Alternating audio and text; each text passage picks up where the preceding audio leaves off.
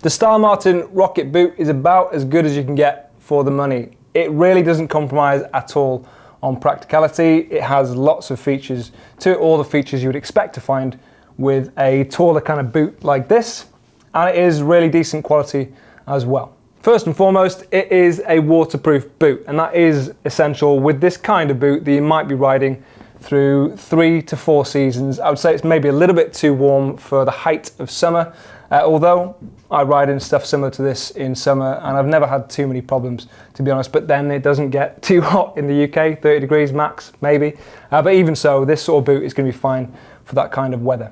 It is of course full grain leather on the outer. It has an anti-slip sole. They haven't given that any special funny name. It is just an anti-slip sole, but it's nice and chunky as well. Decent kind of tread pattern to it, and that should last you a while. It has a decent kind of thickness to it, so it should take a while to wear down.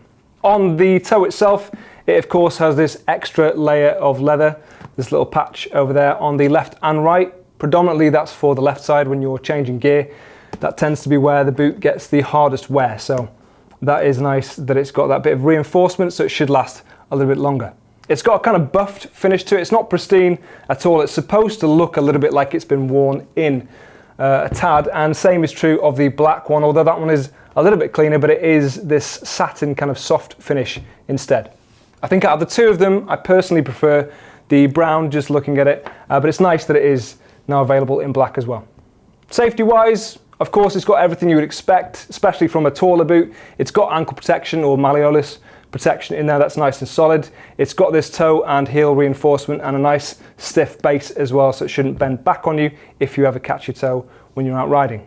It's nice and rigid feeling as well, but not too rigid. I'd say it's on the line there where it's got a bit of stability to it, where it doesn't feel like it's got too much flex. It's not going to roll around too much if you come off the bike. Obviously these are new, they will break in to a certain degree, but it's also got little padded sections above the heel there on the ankle and of course around the neck, and that makes it a little bit more comfortable as well, but nicely rigid, I would say, certainly to my taste.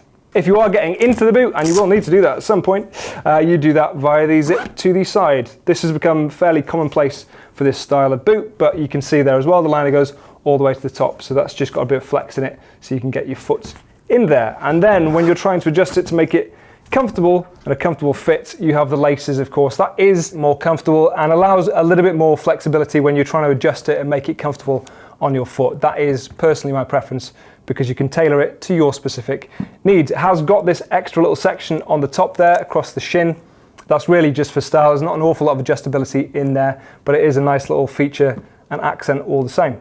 Decent kind of fit. I would say they are pretty true to size. We haven't got anything listed on our website to say otherwise, and trying them on, I would say they are pretty much bang on with their sizing. But if you've got any questions, obviously leave them down below. They're a little bit on the pointy side on the toe, small gripe from me, just in the styling point and aesthetic. I prefer them to be rounder and a little bit more capped.